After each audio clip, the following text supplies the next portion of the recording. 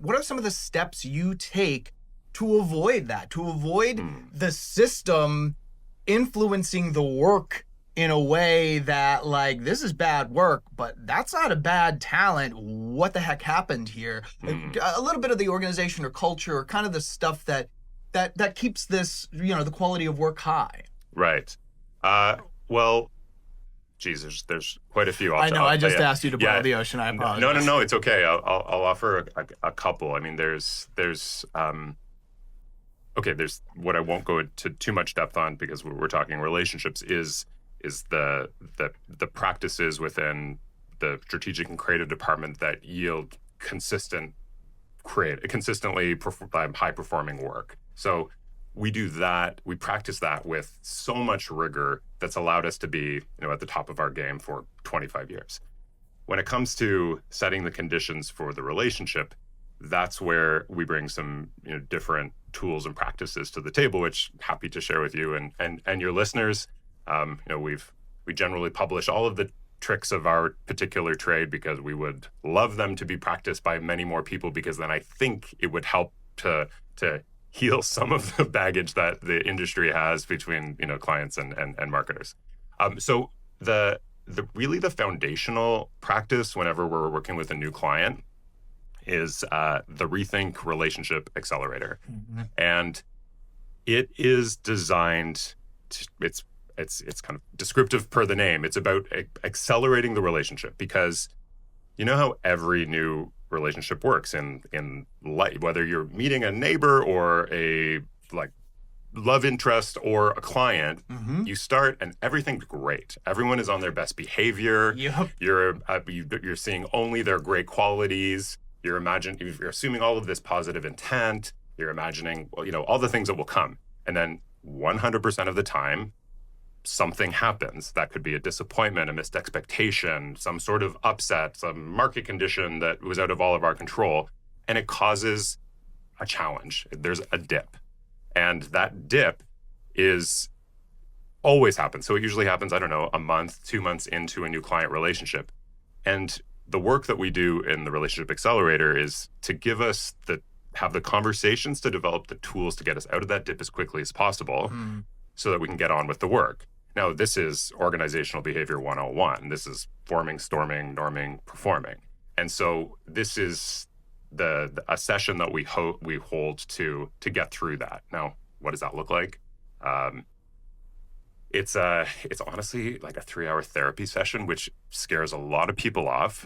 But I will say, I think we have 100% success rate of people coming out with their shoulders dropped, like a kind of a feeling lighter, feeling heard and fully self-expressed. And so it's a great session. It takes something. It's one of those, I want to be a bodybuilder. What do I need to do? It's like, okay, give us your time. Your phones are going to go away. You sit in a circle. It's a facilitated session. And we explore together, and then in sometimes smaller groups, conversations like, what are your pet peeves? What has happened in your last relationships that we should know about? Yeah. And we hear all manner of terrible things. And clients will say, okay, I'm going to say this once, and I'm going to talk about my ex, and then I never want to talk about it again. We're like, great, let's do it. And then we do the same. So we talk about pet peeves. We talk about idiosyncrasies. We talk about what we need in order to be the best partner.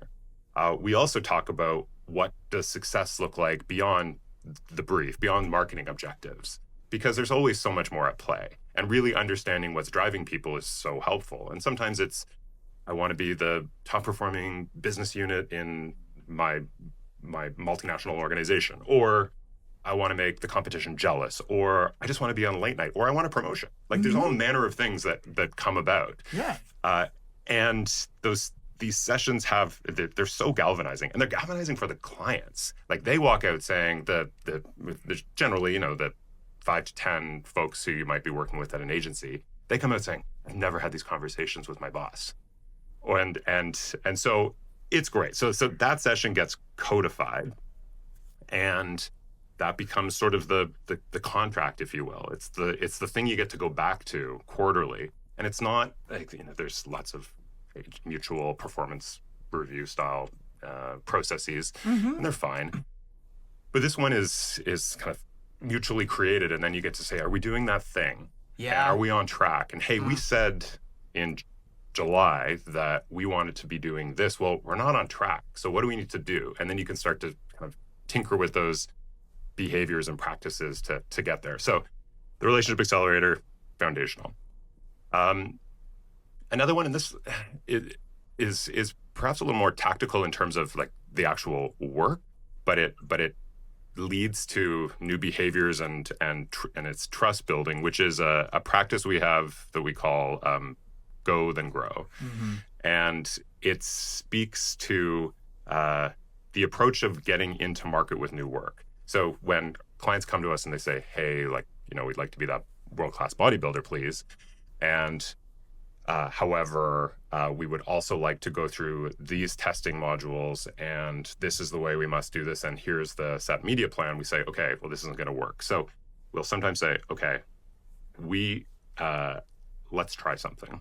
And we say, let's, instead of saying, what are all of the possible things you can do, what's the one thing we must do? So it's really just kind of flipping the pyramid on its head and saying, okay, we must do, well, I guess maybe turning the pyramid upright and saying, we must do X, Y, or Z. This is the minimum viable product in order to get into market, and do that quickly. And so, like an example with Kraft Heinz would be the campaign we did for Seemingly Ranch. So there was this moment during the Super Bowl 3 years ago when Taylor Swift was there. There was a photograph taken of her dipping a chicken finger, and the caption on the person's Instagram post was Taylor Swift seen eating a chicken finger with ketchup and Seemingly Ranch. And in the the weird and wonderful way of the internet, it took off as a meme. Well, lots of brands looked at it, and as did we, as a the agency for Heinz Ketchup, and said, okay, there's something to do here. So, what's the minimum viable product we needed to do? Well, we needed to get in market the next day with something. We didn't have to have every element complete. We didn't have to have an out-of-home campaign. We didn't have to say, okay, is this product going to get onto shelves in 6 to 8 months? Like, we just needed to get into market. So that's the go part. Yeah. And then it took off. Then it was on late night. Then it went viral, as much as we hate that word. And then we could grow it. And then we could say, oh, actually, this response with ultimately became a new product. It was a rebranded product that was Ketchup and Ranch. It was an underperforming product. We renamed it Seemingly Ranch, and off to the races we went. But going and getting into market and feeling success is usually that part of that training regimen, if you will, that actually has the marketing organization say, oh, there's another way of doing this. Oh, that felt different. So anything we can do to have people experience the wonders of actually trying things a different way is great. And that, I guess, back to the topic of our conversation, that's trust building. That's like, oh, that feels good. Oh, that's actually a win for the team. How do we do more of that? And that's generally been the game plan for us at Rethink. Like, we will onboard a new client, and then we're looking for our quickest win. How can we quickly together in the using the foundations that we've built through our Relationship Accelerator and other practices, get a win on the board, so that we can then say, okay, what worked well, what didn't work well, how do we repeat that, and on we go.